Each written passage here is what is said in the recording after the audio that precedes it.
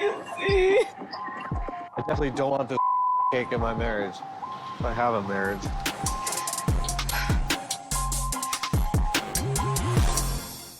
On 90 Day Fiancé the other way, Matthew's parents were so excited for Greta to arrive at their home, and they were so welcoming. Honestly, they seem really sweet. I think Matthew has found his soulmate in Greta. I hope that they have the wedding and the babies and they live happily ever after. Matthew was anxious a few days before, but I see a spark in his eye now. They even got Greta a vegan cake to greet her, and honestly it felt like they put in more effort into her arrival than Matthew did. For saying it's vegan, it's not bad. After my mom passed when I was 5, I've always had a tough time being around any parents. So the feeling of a warm, happy family, it feels really, really nice. I feel really grateful. Matthew doesn't seem to understand why Greta's so upset over the room and told her that she's free to move stuff around. But I don't think he understands that it's actually probably less about the space and more about making her feel welcomed and like this is also her room. If you want to draw, tip everything out, put it in the bin and put your things in there. This is as much your room as it is mine now. I didn't think this is how our first night back together would go. I was really hoping for this giddy romantic reunion, but that's not happening. He did try to smooth things over by taking her to one of her favorite places, the spa. Greta's a woman after my own heart because she says she likes to go to the spa at least once a week. But Matthew, he's a little bit nervous about having to foot the bill for this. I'm fine to be the breadwinner here and support you and give you what you want to be happy. But I think there needs to be a realistic cap on things. Greta was a bit taken aback by his comment and brought up some of his more frivolous spending. You bought an upgraded engine on your car that you did not need at all. And you bought a very expensive computer. So I don't really know what like realistic means to you. Maybe they could have benefited from having a budget, spreadsheet, something like that before she made this whole move across the pond. Because I feel like money problems can lead to bigger problems down the line. We don't both get something out of your massages. You get to have your version of myself. I don't think a happier version of you is very sustainable financially. But then Matthew says that he doesn't think that Greta is appreciating the sacrifices he's made for her. But all I could think was she just moved to a different country to be with you, and she left behind her beloved cat Hazel.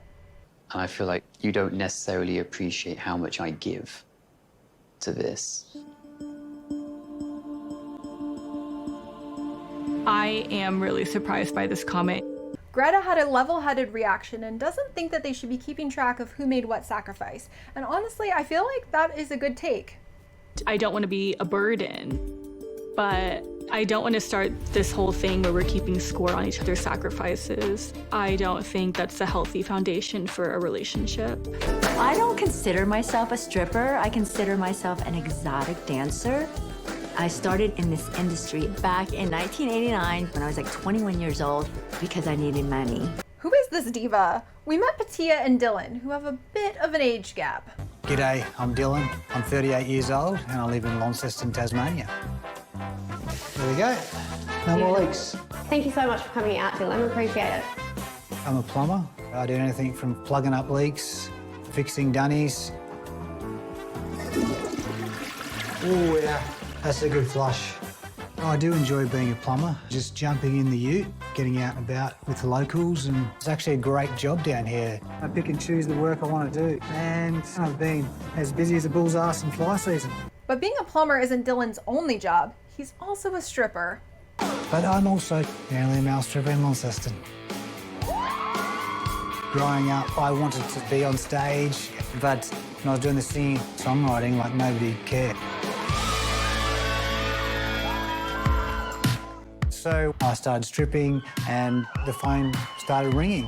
TBH, this feels like the making of an iconic 90-day couple if I've ever seen one. He fell for these right away. It was love at first boob sight. Patia addressed their 20-year age gap and says she feels like age is just a number. I never thought I would date somebody that was like 20 years younger than me. But his personality won me over. He made me laugh, he made me smile. He's very romantic, he's very passionate, he has an old soul. Patia is planning on leaving the United States and moving to Tasmania to be with him. Now, if you didn't know, Tasmania is just south of Australia's mainland. She's leaving behind her career and she's really nervous about this because apparently she and Dylan have had a bit of an up and down relationship in the past. I really feel scared about like hanging up all, saying goodbye to dancing. Because the last time he had me do this, he's like, babe, let's come together. I promise I'm gonna take care of you and you don't have to work anymore. And we moved to Thailand. You guys know, I sold everything, got down to a suitcase and a carry-on, Yeah. And here I am, back dancing again. 4 years ago, Dylan and I moved to Thailand for about a year. And things did not go as I planned. We were fighting constantly. And it was not working, and I felt more alone than ever. It was just awful. Later, Patia was hanging out with her nephew, and she opened up about how she and Dylan have had quite an on-again, off-again relationship and have broken up multiple times. Living in Las Vegas, doing what we both did, we were both performers, we get into fights about jealousy and insecurities. So Dylan and I have broken up 20 times. He was definitely a runner. He would question our relationship and would end up breaking up with me. But now, as he gets older, he's realizing this is the girl that I want to be with, my dream girl. She's hopeful that he'll propose to her, but if he doesn't, she says she's ready to call it quits. I'm 58. I've been doing it for too long. It's either or get off the pot. He has to propose to me. If he doesn't commit, I'm moving on. That's it. But at the same time, I'm worried that if I did, I invested 12 years, and if it doesn't work out, I will come back and be alone. That does scare me a lot. Next, we caught up with Madeleine and Luke. They went to go taste test some wedding cakes, and what was supposed to be a sweet moment quickly turned ugly when Luke admitted to Madeleine that there was a stripper at his bachelor party. A stripper came over. And what do you do with the stripper? What do you mean? What do you do with the stripper? I mean, Tell me the truth, Luke, because you know I'm gonna find out. I didn't do anything. I just... She dancing from you? Yeah. She ended up flipping out and appeared to throw the cake at him, and then stormed off in a really dramatic moment. You touched her? I didn't touch her. I mean, what? I didn't... Think I'm stupid.